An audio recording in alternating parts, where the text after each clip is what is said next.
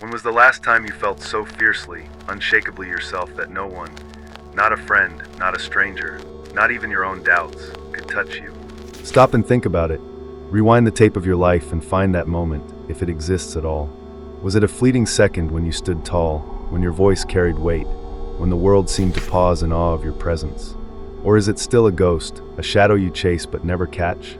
Most of us live our days half submerged, drowning in the currents of what others want, what they expect, what they demand. We bend, we break, we bleed for their approval, and in the quiet aftermath, we wonder, where did I go? So let me ask you again, when did you last feel untouchable, unreachable, a fortress no one could breach? Here's the brutal, bone-deep truth. Most people don't even know what unattainability means because they've never tasted it. They're too busy dissolving into the lives of others, melting into the molds pressed upon them, terrified of the silence that comes when the crowd turns away. You've seen them, the ones who smile on cue, who nod when they want to scream, who trade their essence for a seat at a table that doesn't even fit them. And you're not so different, are you? You've felt the pull, the weight of eyes and voices tugging at your edges, unraveling you thread by thread until you're a tapestry of everyone but yourself. The world doesn't want you unattainable. It wants you pliable, predictable, a piece it can move. But unattainability? That's yours, a crown you forge, a throne you claim when you stop letting them carve you down. Let me tell you about Daniel. He was 29, a graphic artist with a spark that once lit up rooms. But year after year, he dimmed. His family wanted him stable. Get a real job, they said. His girlfriend wanted him attentive. Stop dreaming. Focus on us. His boss wanted him compliant. Just do what I say, no questions. Daniel tried. He took the office gig, muted his colors, nodded through the lectures.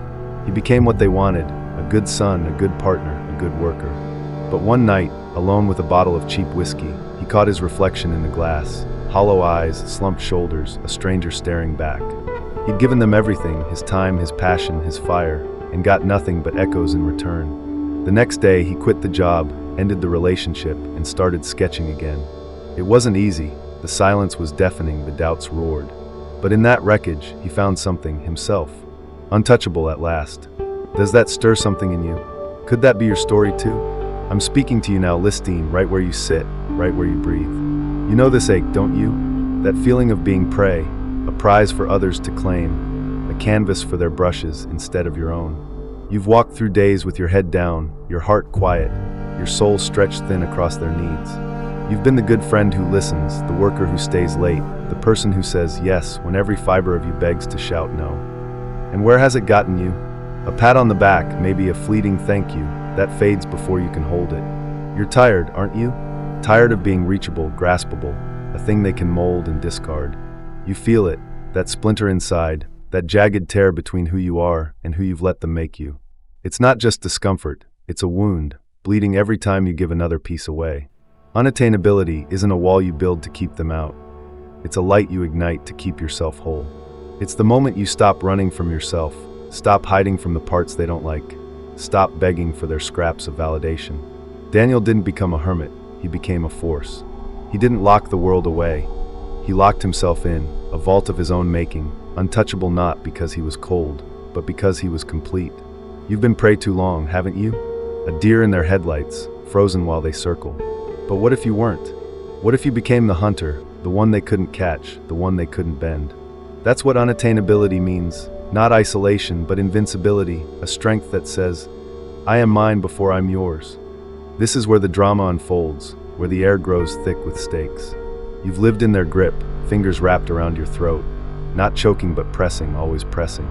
Every yes you didn't mean, every smile you faked, every dream you shelved, it's a theft, a slow bleed of the you that could have been. Daniel felt it, that night with the whiskey, the mirror showing him a shell.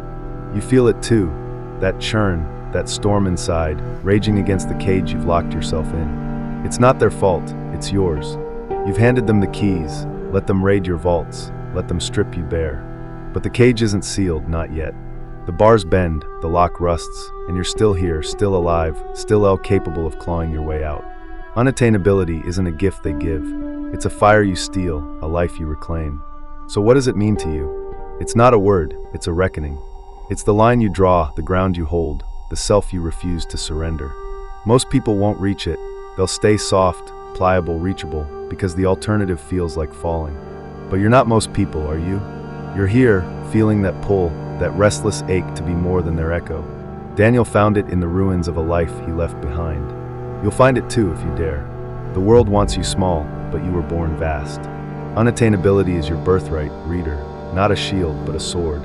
Pick it up, wield it, and watch what happens when they can't touch you anymore. I am not what happened to me. I am what I choose to be. Carl Jung's words hang in the air like a lantern in the fog, illuminating a truth most of us spend our lives dodging. He didn't see you as a victim of your past, your wounds, your fears. He saw you as a creator, a force capable of rising from the ashes of your own chaos. But here's the catch. That rise doesn't come from the light you show the world. It comes from the shadow you hide. So let me ask you, what if your weakness, your shame, the parts you bury deep, aren't your curse but your key? What if the very thing you've run from is what makes you untouchable? Jung knew the human soul isn't a polished stone. It's a jagged, untamed wilderness, split between the face you wear and the shadow you fear. That shadow isn't just your flaws or your rage. It's the raw, unfiltered you. The parts you've locked away because they don't fit, because they scare you, because the world might recoil. He believed that to become whole, to become unattainable, you don't banish that darkness, you embrace it. Most people don't. They polish their masks, smile through the cracks, and pray no one sees the mess beneath. But Jung, he dared you to dive into it, to wrestle your demons, to claim them as yours. Why do you keep running when the fight's where your power lies? You're vulnerable because you hide your shadow. You think it's your shield, keeping your ugliness out of sight, but it's a leash. The world sees your disguise and tears it apart without mercy. Every time you pretend, every time you shrink to fit their frame, you're handing them a map to your weaknesses. They sense it, the hesitation in your voice, the flicker in your eyes, and they strike. You're not unattainable when you're a patchwork of pleas and apologies. You're a target. Jung saw it. The shadow isn't your enemy, it's your armor. Deny it, and you're naked. Own it, and you're a fortress. You feel it, don't you, listener? That pull toward the dark corners you've ignored. I'm talking to you right here, right now. You with your masks piled high, your I'm fine rehearsed to perfection. You've spent years burying the parts you don't like, the jealousy, the fury, the wild hunger for more, because you think they make you less. But what if they make you more?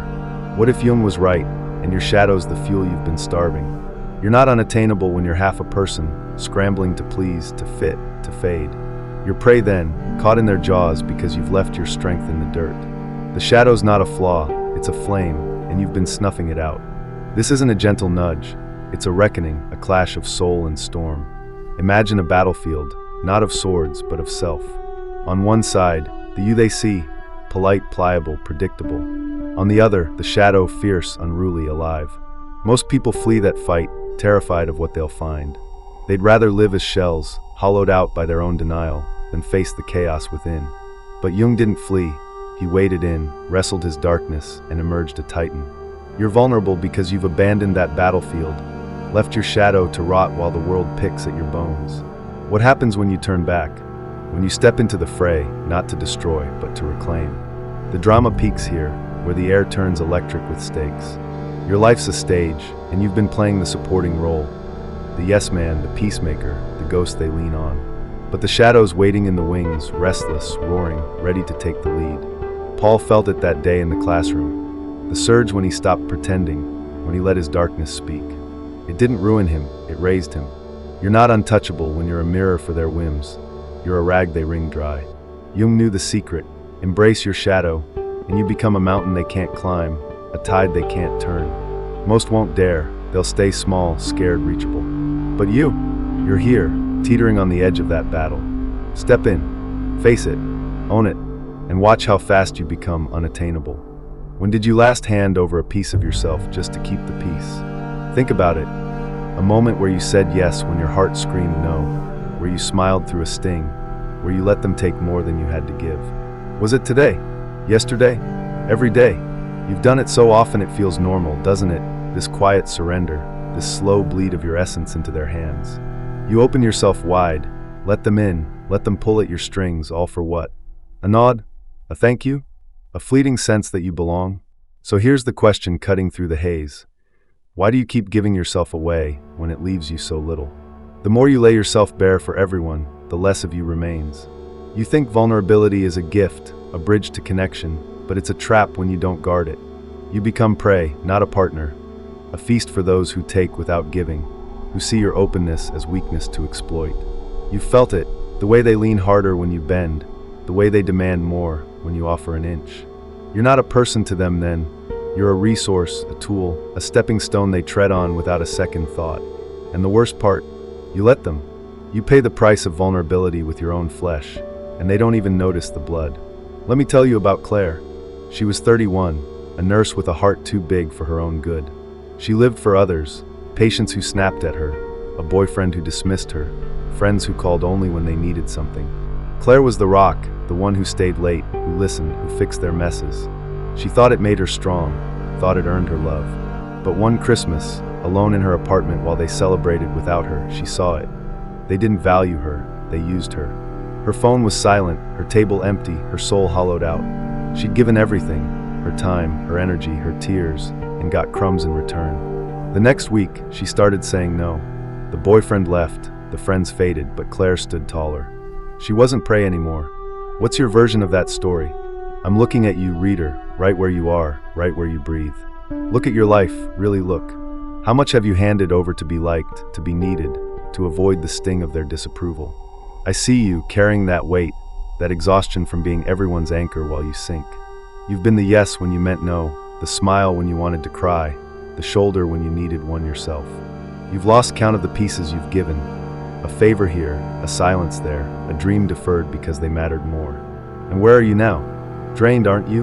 A shell of the you that could have been, because you've spent your strength on their altars instead of your own. Why do you do it?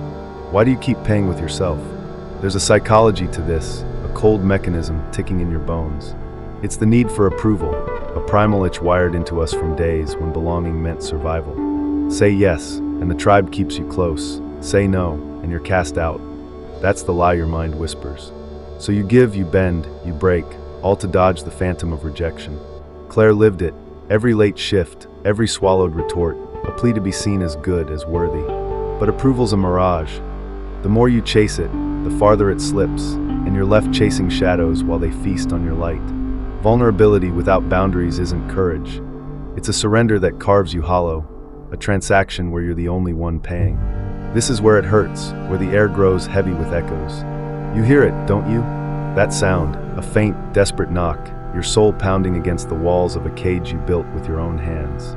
Claire heard it that Christmas, alone with her silence, the wreckage of her giving laid bare.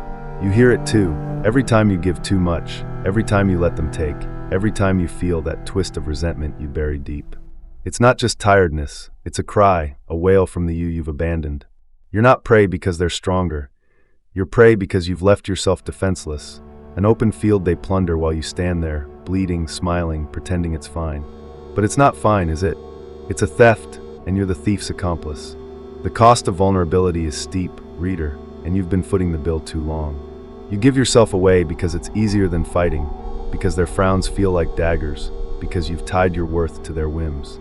Claire paid it until she couldn't anymore, until that no broke the dam and let her breathe. You're not there yet, but you could be. You're still here, still alive, still holding fragments of the you they haven't claimed. Why keep giving them the rest? Why keep feeding their hunger with your bones? The cage isn't locked, it never was. Stop being their prey. Start being your own. Say no. Stand firm. Keep something for yourself. And watch how fast the world learns you're not theirs to take anymore. What if you could become the person no one can touch, no one can sway, no one can break? Picture it. A version of you so solid, so rooted, that the world's storms crash against you and fall away, powerless. Not a wall shutting them out, but a fire burning within, so fierce it lights your path and blinds their reach. Have you ever dared to imagine that? Most don't. They stumble through life, half-formed, bending to every gust, too afraid to stand still and claim their ground. But you're different, aren't you? You felt the pull, the whisper of something more. So let me ask you, what would it take to shed the skin they've wrapped you in and step into the you that's untouchable? The philosophy is stark and luminous. Unattainability isn't about isolation. It's about wholeness, a strength born from embracing every shard of yourself. It's not a fortress of stone. It's a river of steel, flowing from the core of who you are, not who they want you to be.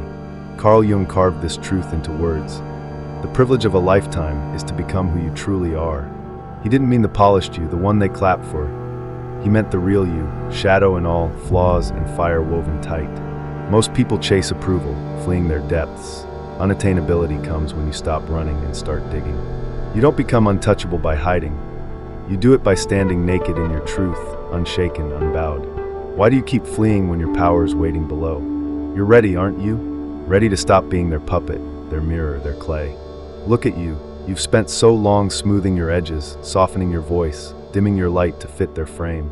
But you feel it, that churn inside, that restless ache to break free and be whole. Lisa felt it too, that night her mask slipped, and she didn't scramble to fix it. You don't need to build walls, you need to burn bridges, the ones tying you to their expectations, their rules, their hands on your soul. This isn't about pushing them away, it's about pulling yourself together. Are you ready to step out of their shadow and into your own? This is where the air ignites, where the stakes tower like mountains. Unattainability isn't a gift dropped from the sky. It's a rebirth, a tearing down and building up, a fire you stoke with your own hands. Jung didn't just see the shadow as a burden. He saw it as a forge, where your strength is hammered out. Most people don't dare. They cling to their masks, terrified of the heat, the rawness, the risk of being seen. They stay reachable, bendable, breakable, because rebirth feels like dying first. But it's not death, it's awakening. Lisa died to her old self that day in court and rose untouchable. You've been dying too, haven't you? A slow death of giving, pleasing, shrinking. What if you stopped dying and started living? Feel the weight of this, the pulse of it. You've been a canvas for their brushes, a stage for their plays, an echo of their noise.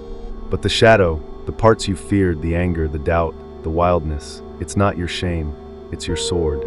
Jung dared you to wield it, to face the dark and find the light within. Lisa did. She took her flaws, her fire, and turned them into a shield no one could pierce. You can too. It's not easy. It's a crucible, a storm of self, a clash of who you were and who you'll be. But in that storm, you're reborn, not as their prey, not as their pawn, but as you whole, fierce, untouchable. Most won't face it. They'll stay soft, small theirs. You're not most. You're here, trembling on the edge of that fire. So how do you become unattainable?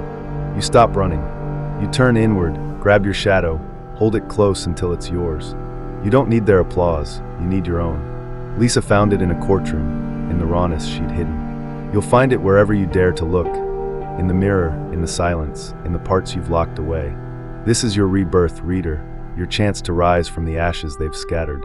It'll shake you, it'll burn, but it'll free you. The world wants you reachable, you make yourself untouchable.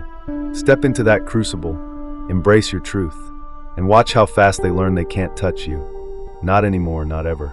The world shifts when you become a mountain instead of sand beneath their feet. It's not a whisper, it's a quake, a tremor that ripples through the air, shaking the foundations they've built on your back. You've been their stepping stone, their mirror, their soft place to land, but now you rise unyielding, a peak they can't climb, a force they can't bend. The masks fall, the games falter, and the silence grows loud with their awe or their fear. This is what happens when you're unattainable.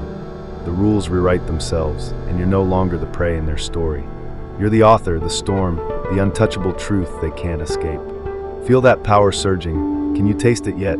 So here's the question that echoes through the void. Can you bear the solitude that comes with freedom? Because that's the price, the sharp edge of this blade. When you become unattainable, the world doesn't rush to embrace you. It steps back, uncertain, unsteady. Most won't cheer. They'll turn away, not because you're wrong, but because you're no longer theirs. You've stopped reflecting their wants, stopped bending to their whims, stopped being the echo they need to feel whole. They'll call you cold, distant, selfish, anything to guilt you back into reach. But you're not here for their comfort anymore. You're here for yours. Are you ready to stand alone, tall and unbroken, while they scatter? Here's the brutal truth, the one that bites deep. Most people will drift from you, not out of hate, but out of unease. You've become a mirror they can't face, a light too bright for their shadows. They liked you better when you were pliable, when your edges blurred into theirs, when they could take without giving. Unattainability changes that. It's a line they can't cross, a wall they can't scale. They'll resent you for it, whisper behind your back, try to pull you down with their doubts. But here's the flip side. The ones who stay, the ones who see you, will see you clearer than ever. You'll lose the crowd, but you'll gain the real. a handful of souls who meet you as equals, not takers. That's the trade. Can you handle it? This is where the drama crests, where the sky splits with stakes. The moment you're unattainable, everything changes. The air, the glances, the silences. They'll test you, prod you, try to drag you back to the you they knew, soft, safe, theirs. But you're not that anymore. You've walked through Jung's fire, faced your shadow, forged your soul into something they can't grasp. Most can't handle it. They'll flee from your truth because it demands theirs, and they're not ready. You'll lose the noise, the clutter, the weight of their hands, and gain something rarer. Yourself, untainted, unbreakable. It's lonely at first, yes, but it's alive, electric, yours in a way nothing else has been. Are you willing to trade their chorus for your song? This is what happens. You become the center, not the satellite. You're not for them, you're for you. Jung's path wasn't easy. It was a plunge into the dark to find the light, a rebirth that leaves you untouchable. Elena lived it, losing the shallow to gain the deep. You'll live it too if you dare. The world will shift, some will fall away, others will rise to meet you.